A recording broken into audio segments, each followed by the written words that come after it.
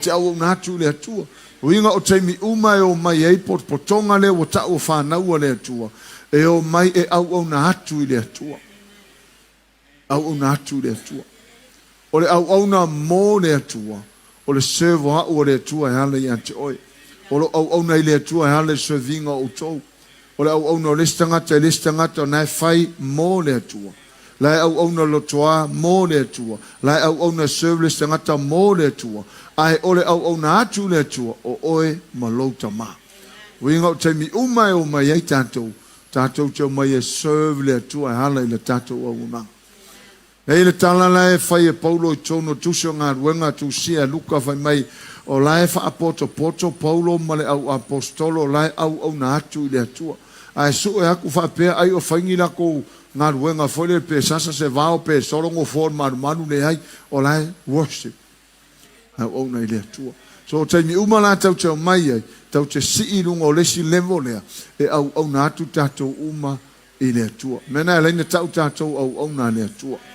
Amen. Ona o nai te sau e te serve lo utama, e ala i lea, le lua tala noanga, e ala le worship, tā pua. Ia, a tālo whane i lesi tangata mai whai ai, ia, mālo lava au na atu mō le ali. Praise the Lord. Hallelujah. So lau tusi matai o ono. O nei le wha umai le tātou ma tā upulea sa tō taretara no ai mare. Tina. Ia le tua.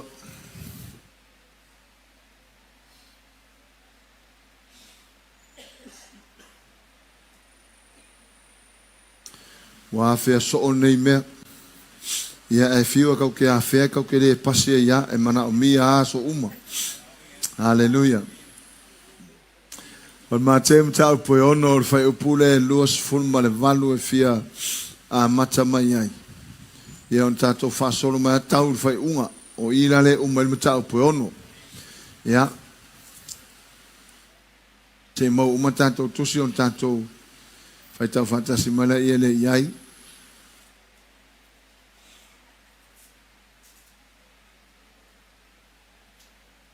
Lua suma le valu tātou whaitau iai i a. Se a fo i le mea tau te popole ai i off. I o tau ma fau i lau talo o le vau. Pe whape feo na tupu. La tau te le ngā lulue. La tau te le milo foi. A o te whai atu i ate o tau. O solo mona malona matango fia telen na le ofu o ia pei o le tasio na mea. A fai e wha peo no wha o fuina e le atua le vao le whanua, o ola mai le aso, a e la fuina a tae au le o ngā umu. E le sini e o no wha o fuina o tau e wha tua i titi. O le nei, au nei popole, o wha pea ane, ni a mea tā tau te a ai ai, ni a foi mea tā tau te inu ai, ni a foi mea tā tau te ofu ai. A wā o mea uma ia wa sa ilia e nu ese. A wā ua sina fia e lo o tau ta mā o ine langi e au ngā ia mea uma ia te o tau. A ia o tau mua isa ili na mā lo le atua malana ami o tonu. Ona wha popo ina atu lea o ia mea uma ia te o tau. O le nei, a ua tau te popole i le aso a tae au. A wā e popole le aso a tae au ia na lava mea. E ta tau i le aso lona lava le anga. O le vaenga muri a leo le porka lafa lea i le tusil ne matei. O lo ua matua i wha ma mafa mai ai e Yesu. Le me tau o le aua, le popole. Le funtato whanonglongo le vayasun te nei, le sa. O le awa onga le nei o lo o tu mai, o na o laena unga Yesu. O laila unga Yesu yo na so ma le telo tangata whanongolongo iai. Laila unga. O lai sifi Yesu le telo tangata popole. Le lo foi po e la mai masan tau maua oe. Na tau maua oe le melo pole po sa maua e foi au leo tai maua. Fesili loko a oi sa maua mua oe le mai lo popole. Te lo melo popole. Wari. Te lo melo popole. O le anga sala. Le lau tala no atu whaapea, o le anga sala le popole. Tele la tangata o lai le wale o ese mai le anga sala foi le bad habits, sa mo meo o mea le anga foi lau te whai. A le sa whai ma le popole lo na loto. O le anga sala pe a whaapea na te popole. Ai se amea le ngata o le anga sala. O na ua tau mai ai, wale ai se atua. Si sila mai le atua le o a ngai e ata ita. Ai sa, wawai mai ka ke popole mai le atua. Popole ka kale pe le o soifua ha uari. E ala la unta watu melo le anga sala. O na sosta ngata popole wa e whapea mai e le aise atua. E le aise atua. Hallelujah. Lona winga o lewa o mai tantou. A kape Christian ministry. E le kaunko Peresipi. A fai foi sa e popole. Wa kaunga wha uma. Wa mele e a whaina e tele o kenenga misa i ahinga mor popole. Misa i urungari. Whai a koia oe wawai o karkai mi whakone hima se mea. O mafua mor popole. E alanga mai lese popole. E alanga suka lese popole. E alanga koko mawalunga lese popole. Hallelujah. So e popole lor tangata. Ua ia whapea mai. Ua le aise atua. Ua le aise atua. Ai a whai e tau te tangi o tātou loto le tala le atua lai whai o le nu. Mai tala le atua. E mā laia tangata e whaalango lango e leisi tangata. Ai amu ia tangata e whai e ova mona whato tuanga. Kami ala ia lea au nei lalo nei makua i le ai ma se me pole ma fofo sia lai whalango lango i le o loo. E no e manu ia. Amen. Au ista ngata e alang kokoa mai o ngala iei me whalango lango. La iei whanau lai lima maa lose whalango lango. La iei tau ahinga i whafo whalango lango iei. Ai tūlo na oe whare whalango lango iei. So e manga o mia o tātou wa. O la whalango lango i le atua. Tau te le popole ai. O le mele mana o sa mala ta o le nei pe a tātou matamata. O le whaasino o tātou e le Yesu. I la au o le vau. Ai, sila mai ngei la upongara velevele ko mai fafo o fokeki ke aruako e langu ese uma. Wha ofo e le atua.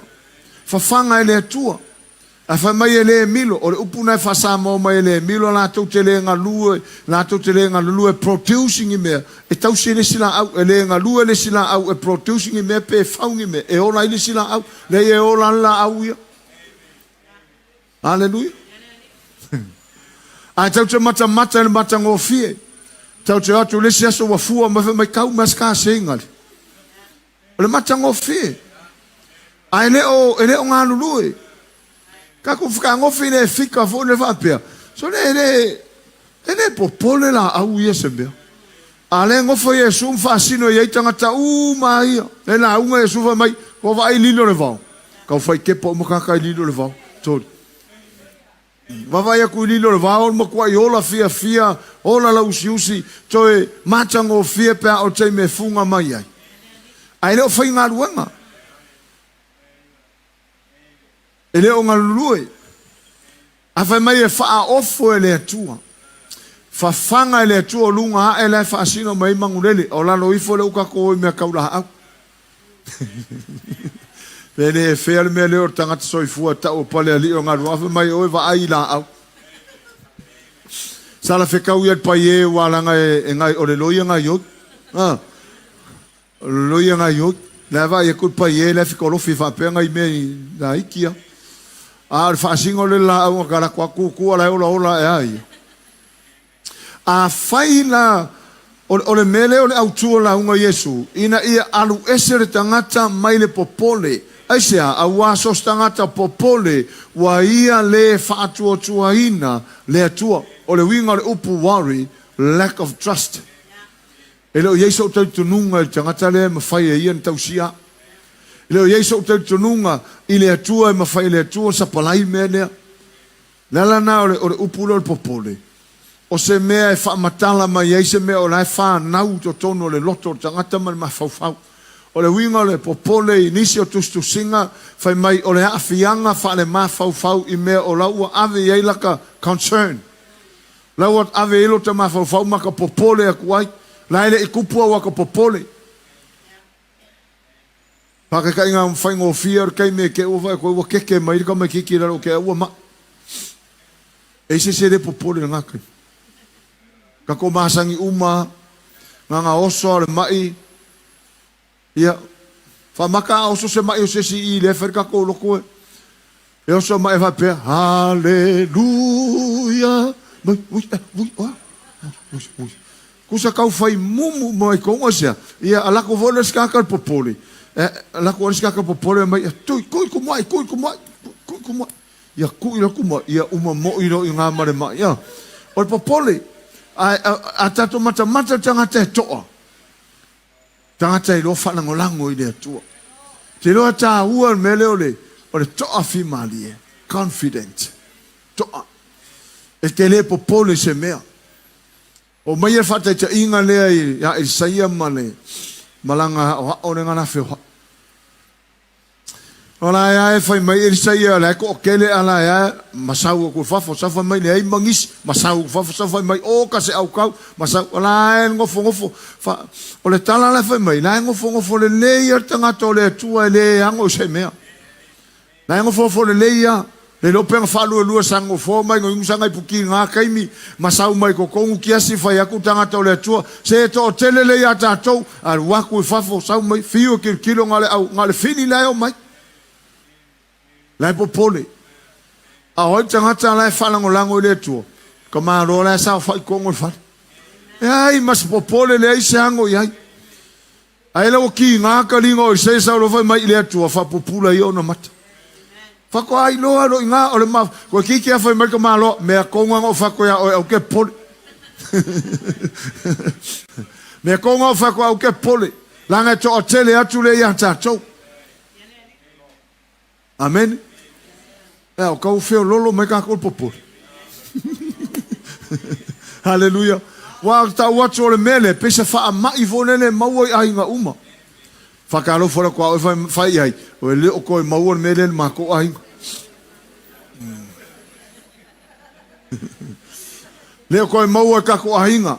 Vai. A o tātou le mele au le popole. Au nge seso ka ko mafukanga popole.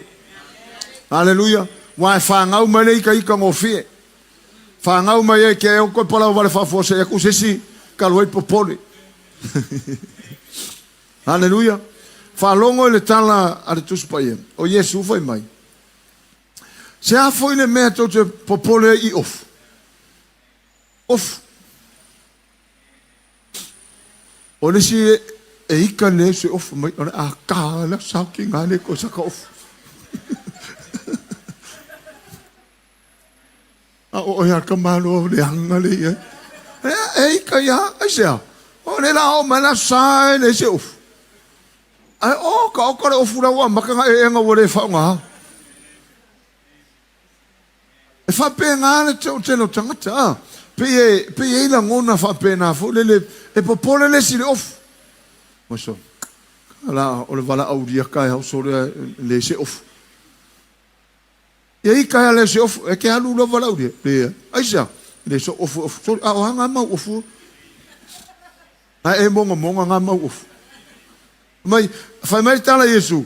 Se af le mea tau te popole I off. E se sem whainka ni refisi. Se a me ke pole I off. Fai mai lolo Yesu.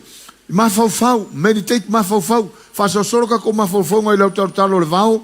Pe fa pe fe un tupu. Kau ke fi ua fika pe fa fe un kupu lau korokano.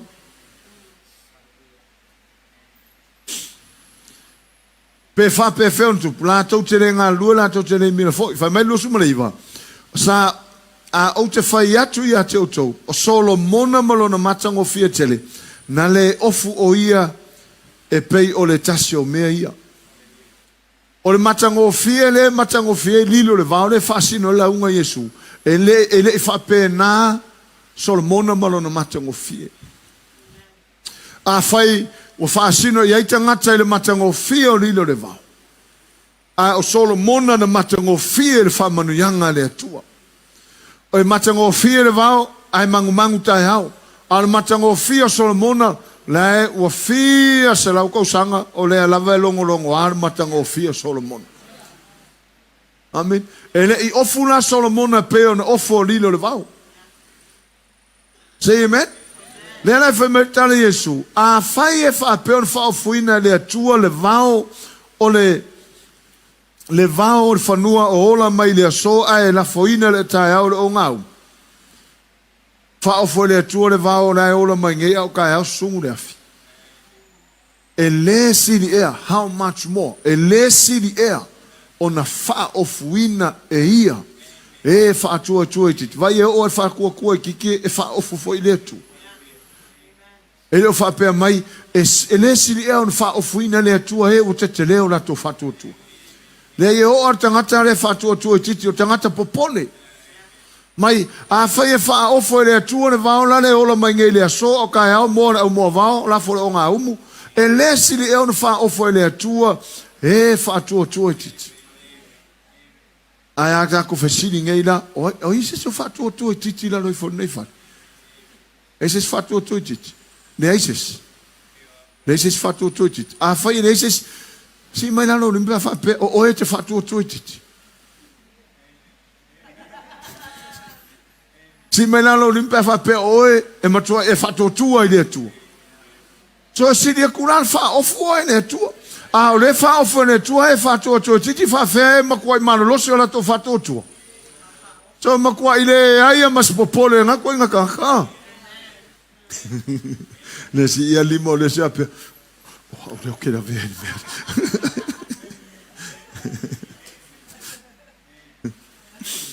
Hallelujah. Vai e sa o onga la fionga le.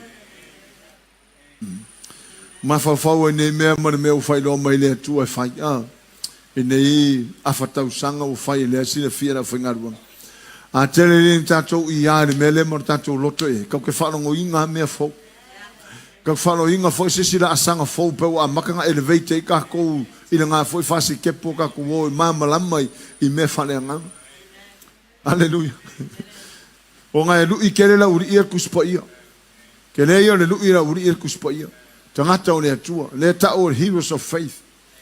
E le whao la inga le taria ina la tau Yesu o ka whakol ma kau kia o menga la kau whai o ngar whato tua. Amen. Kau kia. Ma koe maka wawa ai kamai a ngeru wheo hai mai.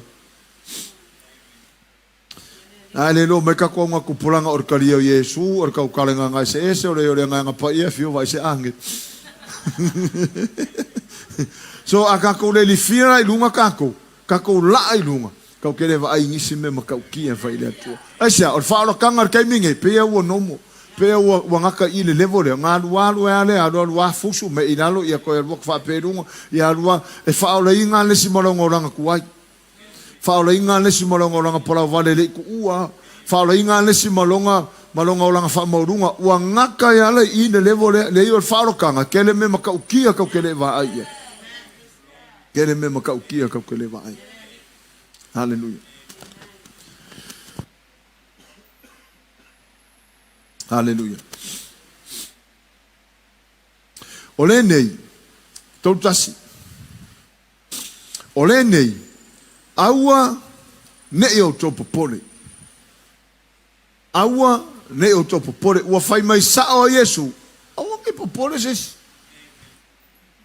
Don't worry. Be happy. Ele lo fai mai au ole nei. Au nei popole, au nei o tau popole. Lan ma fai mai au ko popole fa peang. Ia, na riska ko me ai. Na ska ko ofuran ka ko me fai. Se fai atu fa sta inga le. A fai nei ole tama malana fana. Alenga polo misia kuai le stangata ya lato. Lo si silfanga. Dad, laska ko me ai ngangi. Laska ko me ai kaya, laska ko me ai ngangi. Alo fa petara tama se au ko popole. Langa vili mai le saumar ka ko me ai. Uso le I tonu ma fo ta mai ti ona le ufia ai. Ai fai mai tama. Au ako ki popole me nga la ye tangata lenga vili mai oi dad oi se au ko ke pisa e saua kanga me ai le wa umanga vili mai ke ula saumar ka ko McDonald saumar ka ko Procopio's la saumar kanga pepa mo ko kumu me ai e fai mai lo tala na lo no winga le ma se so fa tonga le e to popole aisia nga ole sa uni ma mata alia mata ula ina vai pole are kai me ka un ka ka le sa mo me a foi nga fai fa vela me mai ia dad au ke pole e la fa kula so lulu ko pe fa la versa mai yeah praise the Lord ma se nga mo ngala ngo ele va col copele fa la verga ko fa vlave vi ia le tu wa uma foi nan mare pole al kai mena popole ke lor kai me popole vi dia ka kangi ke o ngangu me pa la ngi runga masi mai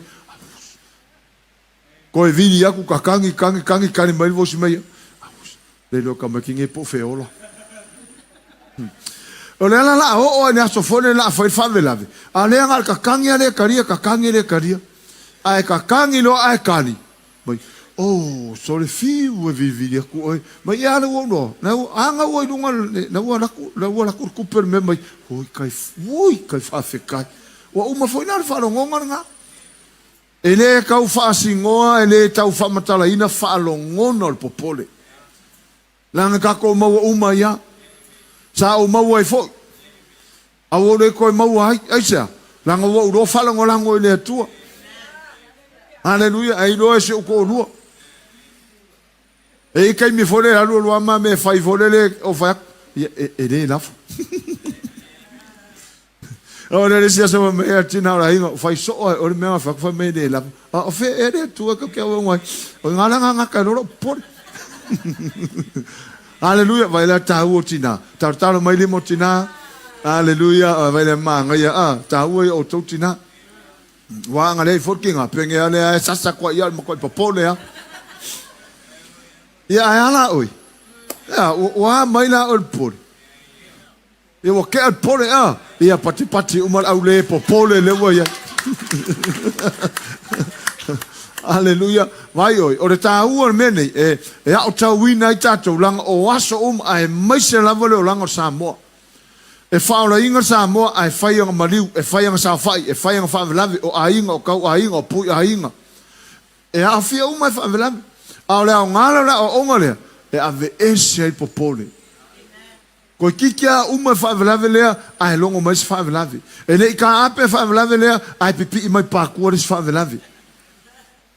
O le kamale o le heo se popole, ma kua e whalango i aisia, le ua se laupa senge lo whalango lango i le atua, a mai le atua le poto whai ai mea, a mai le atua le loto tele ma le loto toa, e ke wa aia kulo o haingo whawai esia, ua ko so whawelawe e koru, ar ka ngaka o le atua laia, lai whalango lango i le atua. O ar ka ngala au perfeka lisi asonga. Ia e oku pa uai o le koi lisi ainga kua inga o whaangoi mai, ngau lore koi uura ukamalele au ai pa urfa koi le ala o popole le li ngaru fango i marko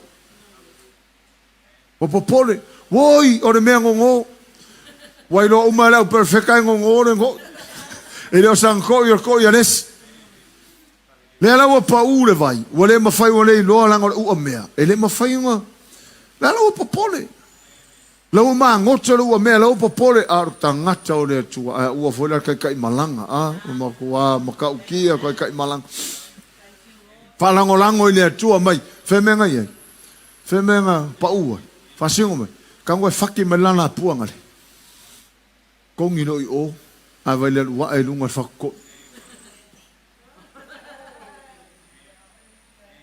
ese so popole e alanga le popole tangata le ta ia lau perfect langa o lemo ko se lau pasenge lo falango lango i le tuo la arme tupu that ko ngeki le lei le sotanga e alanga popole le si onga le mo kengo le po mafuka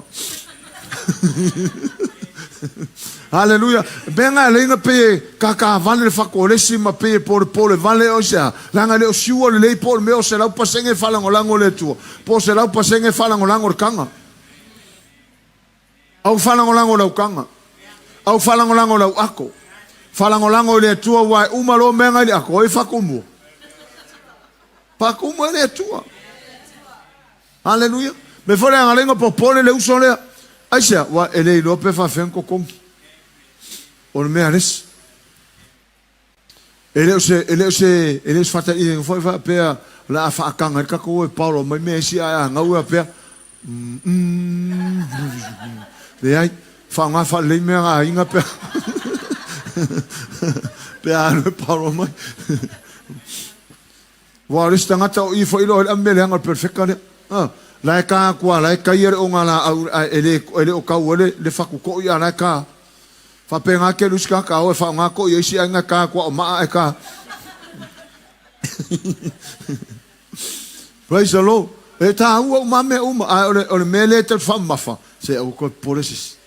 La ele nga ka ke o mele o popole ai popole ka ku ai. A fa ke ala mai nga ke popole. So le o le anga sala le me.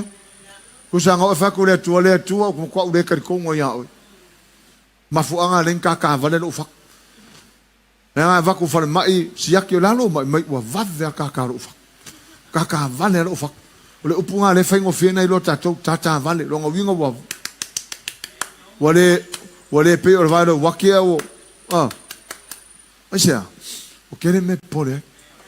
A leila wala ne fa mai le tua le tua ya petelu. Ka ro pe keru kusilalo. Ia tu ina atu ia te ia mekas lua kon me uma kongo la inga o va mar fanga o la inga o la inga poko me uma la fa me petelu me uma toute popole ai la ngai lo le leia le ngango le tu e popole la vortangata o tato wa ye le melo popole ai a tato malama lo le va male tu o me uma le ka ke fa ku uru ka ma fa la foi le tu la foi le tu say amen. Ringa le ka ko popole se ola fia uma.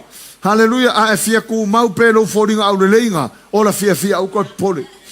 Praise the Lord. O iska ngaka o vave ko inga malo maku ma no se pole. E ko vave nga fa penga ya me kero me fa.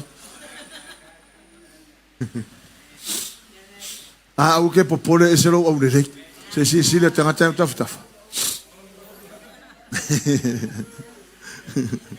Me foi le sa ka po inga le sia la ko ke ka calcula sa fai ma le ngo sa fanga fai ai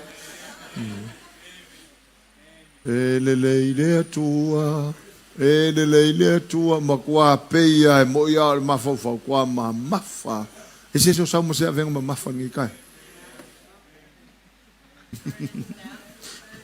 le ka ko su ngi me no more sickness why alanga mai le so popole. Hallelujah. A fa peo o e masanga popole. Alu ka ko kuiro ko siaki lo ko mo suka.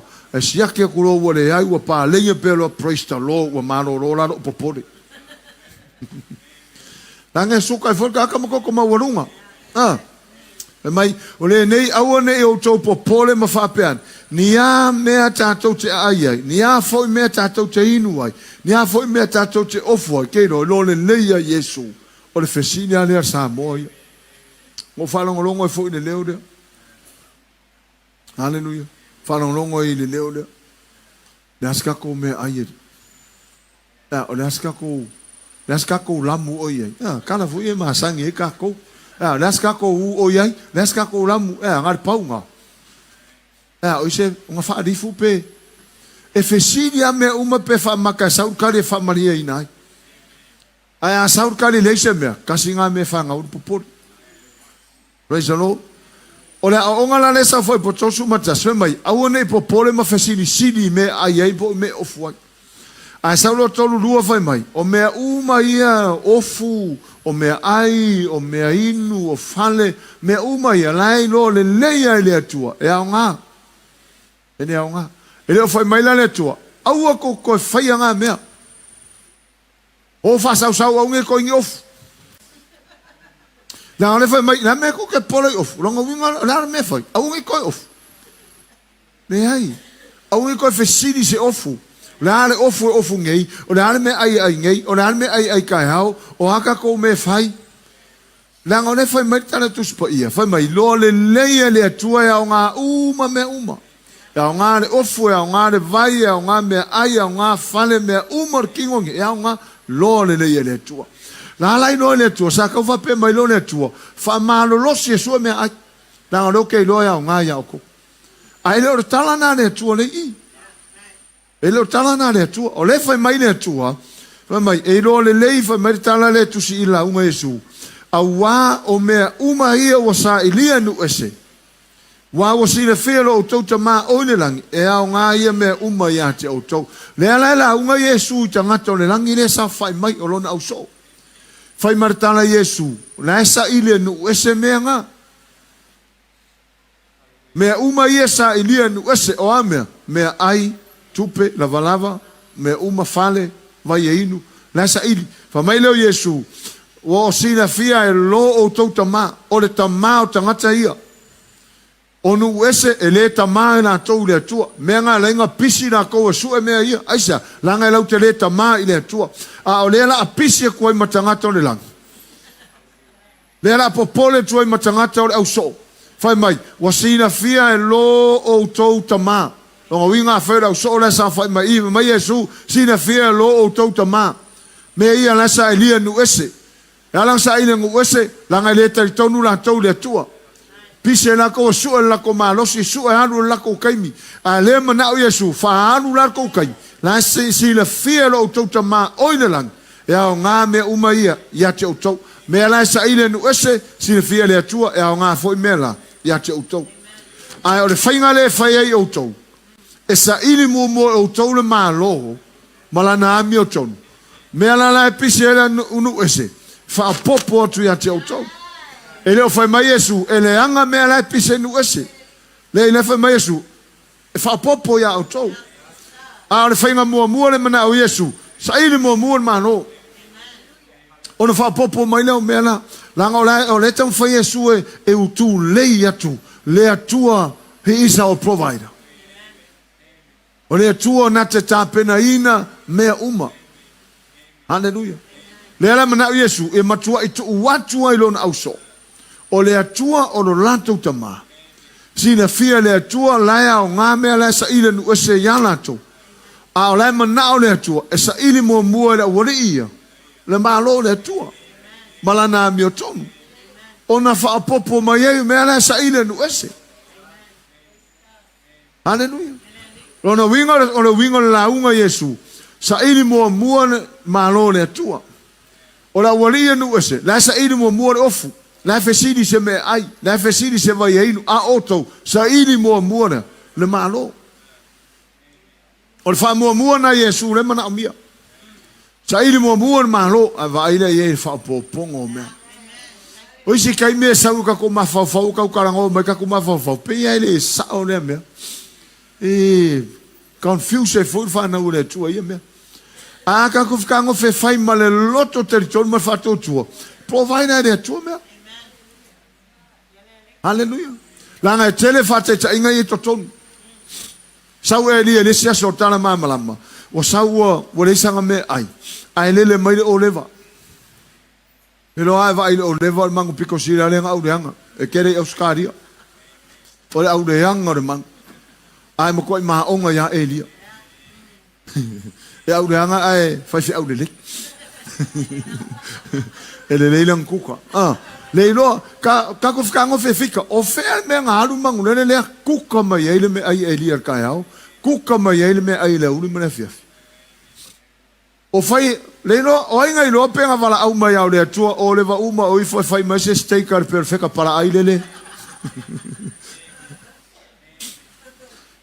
va umange yanga nga ni linge kwai ma va ku le fe mu mai ma me ki o mai le vai ala wa ko fe finge. Ese si fe finge. Ya lo ko lo finge lo karango kwai o ye se pela. Ya ala le nga fa se pela le ka amer ke mingi. Le ka u wariandi mai ai. Ai fa fetai le tua. Ke loa ia le mele tam faita wat.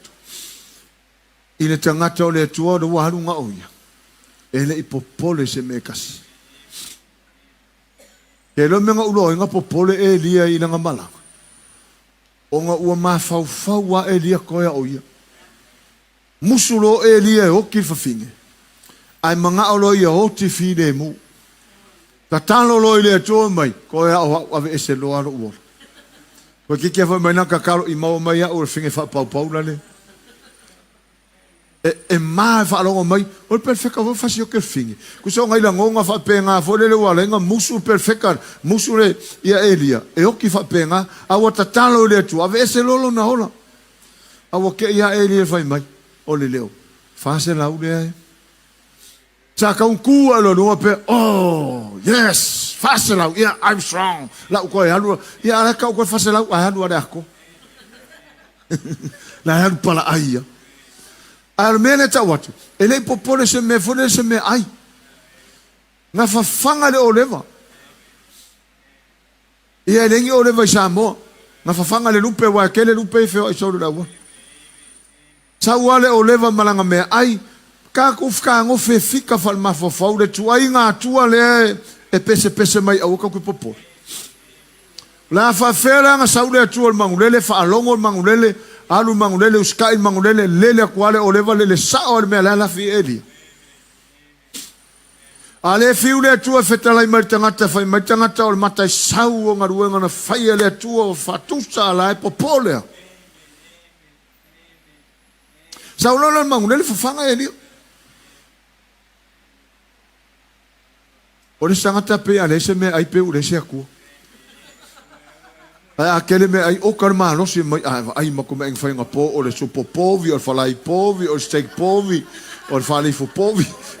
Mako pe fia fo le akelo oi nga wo so fai o sa kangi ai e ma. Le se me le o te fia ta watu tatu ainga. O le me ka fa se le me lo me ai. Me ka fase te lor tala la ngai ko kere ya o ar me ai ana sa ko kuspa ia haleluya e fa atusa fo le tai fau le matelona le mapulanga o ke mi uma fa mai e fa pe na uma lava le nefi o tu le u ortangata o le fa atusa o le o ai dei se kai me sacrifice ai haleluya.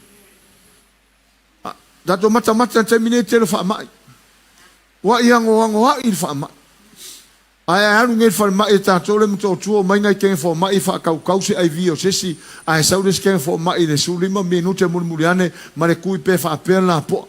Af si ko la nga ku or kur siama na fa kur siama. Te mai nga siama. E ui mai me ai. O mea mai o fa me ai. O vai la au uma. Fangar ka pisi vai la au, fangar ka makol vai la au, fangar mor vai la au, fangar me uma vai la au, ai saur ka ngaka fai mai, o la mete mana ai, half cook. O nga mai lo steak se le aku pe le vela le fore, ale hanu ai ka marke apolo ai ma o nga wo aku ka mga kom. Hallelujah. Praise the Lord. O la winga ka wanga, ka ko maka ali foi. Lango ie e kupu a o langa mai. Kau kere ma mai ongo ka ko whaiere anga sala maku ya fole le pen ka koe momu. A ka ko ma mai ongo me ai. Me ngā eses kai me leisau me ai. Ke lo e le si mele o tilo a uia iai. Le ki oa a umi soi fuo tangata o tuspa ia. E kau rea ai. Ke rea ku kai mi rea ai o kama ia. Ke rea ku kai mi mafuka i lea tua. Pa umai lora u ke sango ongo pongi. Ale fa ko nga me ai re mari ro. Hallelujah. Pe ka ua pe fa pe mo ko kele ngi me ai lungo laula. Ele si o uso fa fe au nga. Afo o te matua mama. E pe o tino, Ma vele o pai.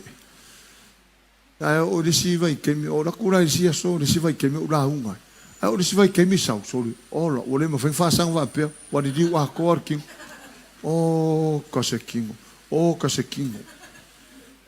Na ko le o tangata le asi lona anko. E lo atu asi lona anko. Vai ma mau me ale anko o le anko wa fiku se furu mo ku kausa. Ala e kua i lunga ma ferwa i solo le anko le. Ai sa vali ku lo ma le uso le. A fa mai ma le anko. Soli, wa nga king o fa penga. A fa mai kala le uso. Ya fa fe el kero me ai. Ka fa u kana i. Ka ko po kero o ar kausa me fa na ngolango le li i pona me. Kau whalangolango ai whalangolango le tua ni me kau ai. Nau nisi kakare ki nganga i loa e pakpako e ponga hivi ara ai. Ya. O nisi kakare kua ingungu e whaspua e vai e koro ngā pāpā mari pa or kama vai se sasahe mai ari piko ngai ku. Nganga nga ai vai mai kau ma ingi mai roka vai. Ya e pā i roa male ala.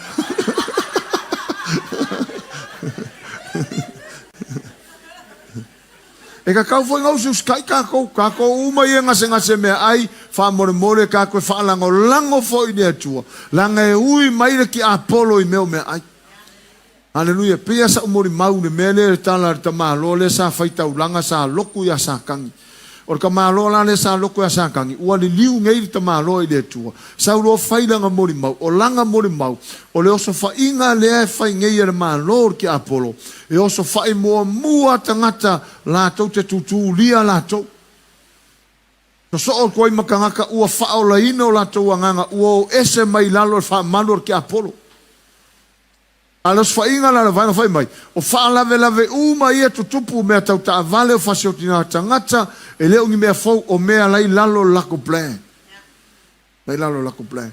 So ala vela ka avale. Leo pe fai mai loe la vela ka avale pe fai perke apolo. Tika ngel me longa rima. Lau ka ungu. Lau fufio. Ole ei mga kamaia. A o tangata la ia to tu lia te moni fai mai. Ole lako oso fai ngai. Oso fai. Oso fai lako fai. Langa o i le maua mai ai le leo le kukule lako fai mai. E mako e fe hika o lako malo. I tangata ia ka hofi kukuli lako. Pai te la tatou ia tu te moni. Kau ki ngā meo se me suafa Yesu sakang e ruese. Lala e lama o sakang. E lama o sakang. Mai e oso fai o whapea. Whapea oso fai. O mea ai. O vai. Tius, whanguingu, o hako i ngā mea umai loa. Aru kongu e su er ki apolo rao ki apolo kau kere i loa. E kau kere ai o mai ki apolo ringa whapea maka se me kau ke mai. Ne ai, or ki apolo maka i loa. Mama nganga le anga mea kako.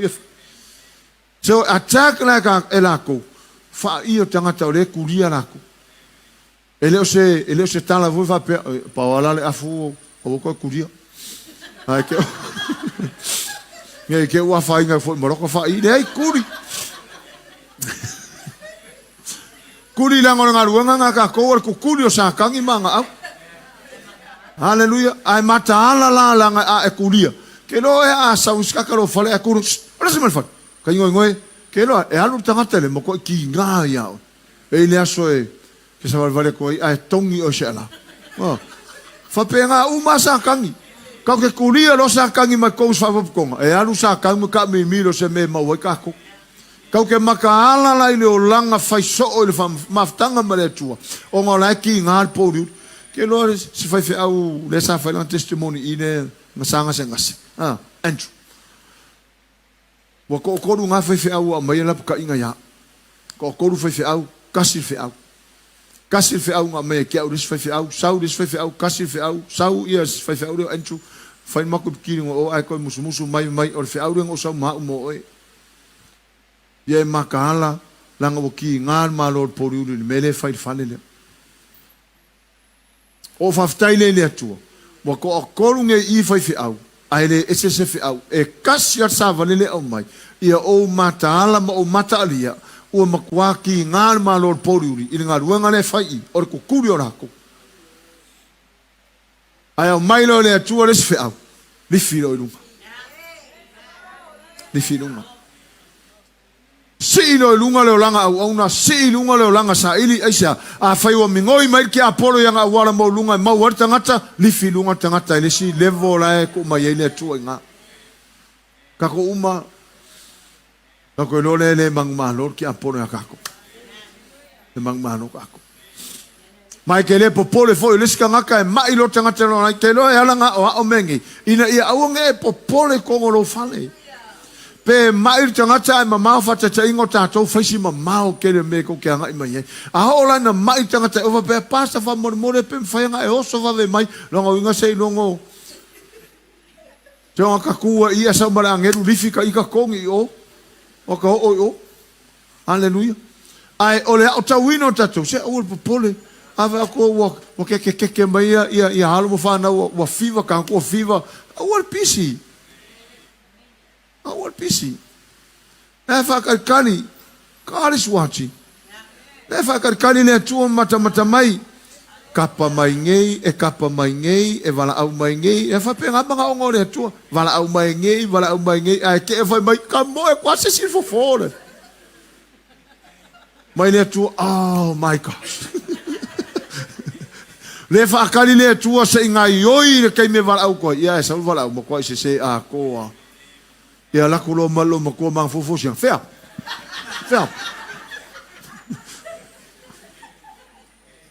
ia umanga pipisi mai wali me papai o mak la ver o nga fo singa mala ve ya fianga o fo ma me le ka o nga popole vai ka ko ke karie o ka ke popole menge wa a oso mai lo fale pe oso pe fa no ko ka ngaselo ki pe ka ese ra fa no o king kau saura fumanu lupe o kau saura o kaka ngase suafo Yesu o kingo le avongo mo e au popol va pe se ku mana kwa se ku au fea e le tua le tato tau o me o ina tato loa fanar fili ia tato loa fato ilano fili ia tato loa to ai taimi o faingata e mene le ngone popole o Yesu ia tangata o tala la Yesu la o la usole la ngo la popole me ai la popole me ai mas foi kai me foi de loko ai ko ngi mo le si fo ke fo se kape fora o nga mu o sa wan ke o mu sa pa sui fa mu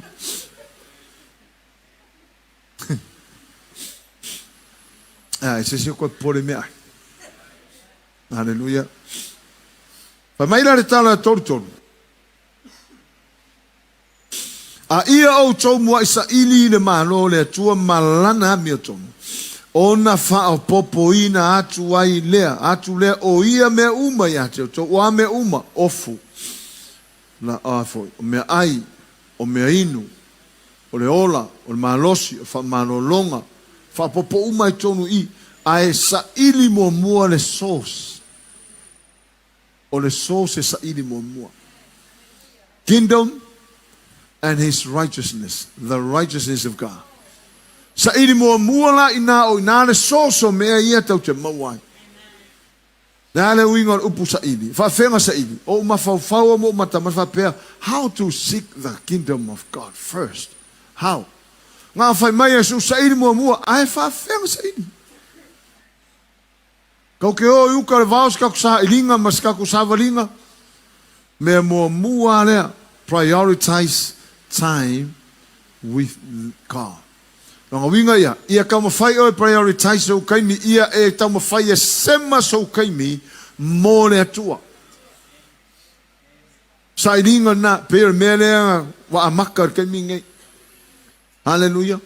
Saili means wa e makwa e saili for fongo le tua. Praise the Lord. Amata le tai ao ile fafelo ile tua taimi o le po la sa ili la mafuta o sa ili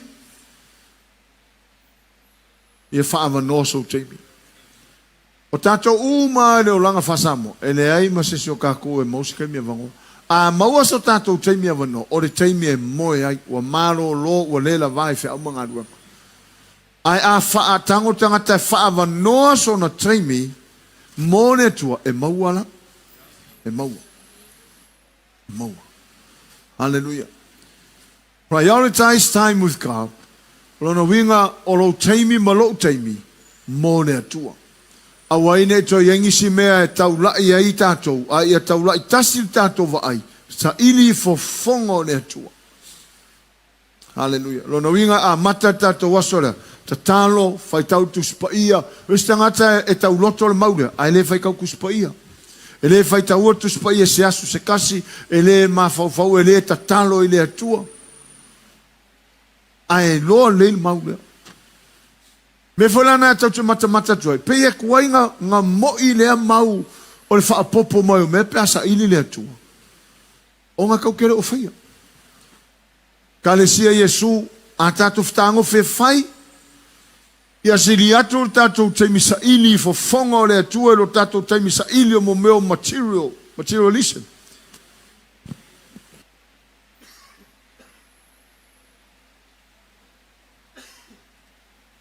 Lord, praise God.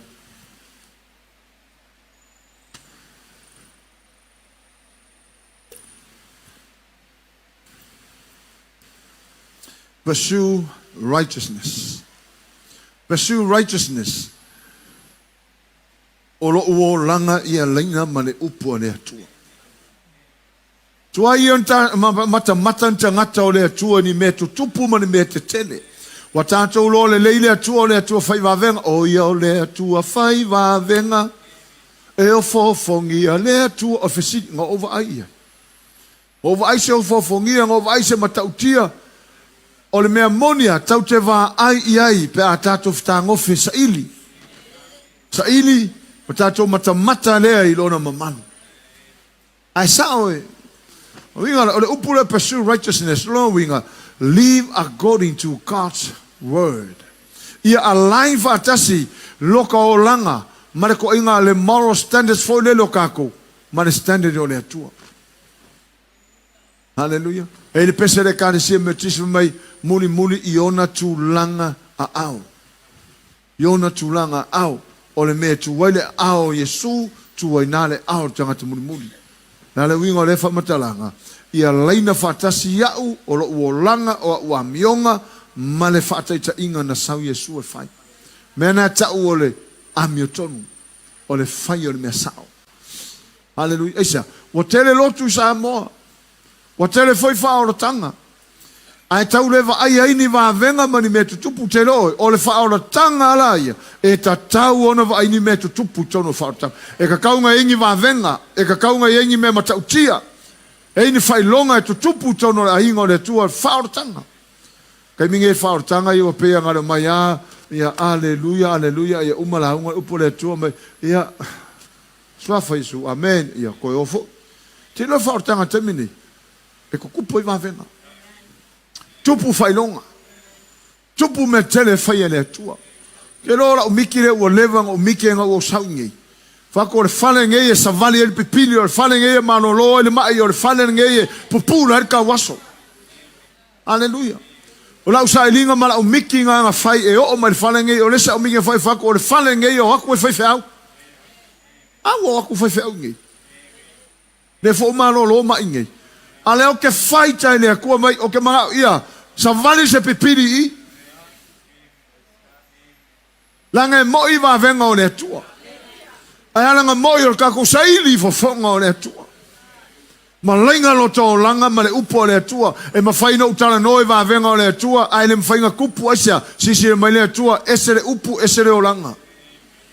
Al mana o mia mele o le winga na le upu le pursue righteousness longa winga. Live according to God's moral standards in your daily interactions, acting with integrity, love, and justice. Awane e ver whaorotanga. Ai maisa leo te luia tātou ia tātou. Hallelujah. Por asa usile sile ia to enga no fanga tau whanga ina. A tātou sa ili ma whau tātou o whale moio le atua. Sau le atua to tono tātou e to tupu wa venga I. E te tono tupu ni wa venga I. Praise the Lord. Lo mata stau ina le wha malo lo pola suru. O ina nasa o ele ma whainga ngofo umi. Pēna o wha sotu ai. Ele ma whainga nga whaise scanner to ina. Wako whai scan, koe whaafoi mai le whale ua le mwhainga ngofo ko inga whainanga CT scan. Koe whoi mai lore I o mai lore I tatou utua oi. Ai wala au mai lo mana whino to ina Australia mai. A wakulo inga ngofo ari. Taulo I tatou. Iena ko sisila uma e sa ia il maftanga lea. Kau kai mas ko inga ruma I kau whaakuru. Ai or kai mo ko osau nginga ai kua e ai e ruma. Molo manto fia va veado. A ora fia faisan whaftai I tātou maftanga. Lea lanto whafonga I tātou sa I maftanga solo. Sa whawhetai e tua stoi. A to ine whaoraina. Whaoraina. O le whaorotanga e taun tupu I wawenga. Aya, o le mea la le na tāua, ina tātoa, sa ili mua. Le ngata o tu tupo whai longo vā, venga o mea mamana I tonu I le whaoratanga Yesu, a o le whaamalia hina o tātou I matiro, mea whaitino, mea nai te mana o mia, aisa, langai whaamaoni le tua, whaopopo mai mea I to tonu o tātou ainga. Praise the Lord. Mea la le whai mai sa ia o tau mua isa ili. Le mahalo le tua malana mia tonu. Ronga winga mua, whawhenga sa ili mua, prioritize time with God, pursue righteousness, relinquish worry. Ronga winga ia tau mawhaire te ngata fulu ese pe ave ese ina le mafofo popole. Mafofo popole. Ia e langona wa sa loto mal popole. Ai malanga se me fa pe a popole sa whanga unga o la kou ka fefe po angi meo. Se o whanga o ke ula vea. O ke pole. O ka fiaru fa le loko fa vla le se ngo furo ka farika ke popole sa o ave se se TV sa o loko. Sa o loko. Le asaina le atua nga angenwe. Pui. Ke lola o kalanga loko ange. Ko le atua loko ange ia mamano le au mai le langi. O iska ngaka ka fai e sau nga o se me ko ka ko fa le follow ma me. Ai asau se nga oia langa ona ina ia tuli fafelo mamanu sau ka fa longo inga ke sensinga e sela le mele I ia koia. Le las fuka usanga o fola solo ame I le ima se meo to esea. Palango lango ile atua. Hallelujah. Me fole a o lo fale, lo maoto mo lo lao. O iska ka mai fa fanga ska kai fa fe ainga le langa e kai mi ka ke o le lo ku ai ku I ka usia ka ku. E fa lango langa vo ke ua ia nga mai lore amere kakala I le au ai loko ripo. Ia nga mai lo skai fau fa askula kilo ma foi ko orfa. Fo le o ku ka nga o ia la fa pe mai nga la ko nga o ai le fa le ia nga pisu po ai alu lola ia nga ale mamano le tua. Malotato fatu tuanga I le tua. E leo fo le tala tu spai mai e leo yo vai lo ulu fafo malo ulu fale. Leo ulu fafo, leo ulu fale. Oh. Esau. Mai leo yo vai lo ulu fafo. Ai ulu fafo nge leo yo vai na wat. Ai ko ulu fale. E o ai ulu fale. Longa winga sau le ia le atua leo ko kia e o ko ngol fale la fa fa o le angelo le atua ko ngol fale ia. Tato to fero inga nge wo. Moya o sau leo oi. Moka mai. So e fa maongi la le tala tu spa ia. Me anga fa mai le Yesu. Aua ka ke popole. Por kingo se me ofu ai, por kingo se me ai o fesili, sili le ofu pesili le ola. Sili le ofu pesili le ola. E sili le ola. Io la nga o fe la fia la foi mai. La nga ina le ofu ala o ko ngamba. Fiu ka fa moi la lo makape fa ali. Mea fa mai Yesu ele e sili le ola I lore ofu. Hallelujah. Tātou la keusian sili le ola. Aulia mene taia. Oh, thank you Lord. Taile atua ma le ola wa maua nei taia. Awa a e ko whange le po. E ke le langonga oi. Pawar mea lai maua. Pese musika fo le lai. Ai ke alo wala mai o fana ko vivingi mai moa va fa fetai mo le asofo. A le sira ka ngaka hala mai aso le akarka mi alu lo misi se fa fekai. Wa alu po a ko le angelu ang hala mai alu mai angelu fa pe nga fa ka makua mai ka ko mea wo. Talo foi lo tro mai fa ye o u ke fa fetai ya le tu ya so. Amen. Ya to fa talo foi le sua o mai fa ye a ke misia nga ngei e ko e fa wa kwai. Praise the Lord. Hallelujah. Tu lai mai tanto. Tu lai mai ele o stangata popore. Tu lai mai fa le o tu sa fa ftai ya tama. Ono la na upu ha o tau ina tanto. O tau te popore.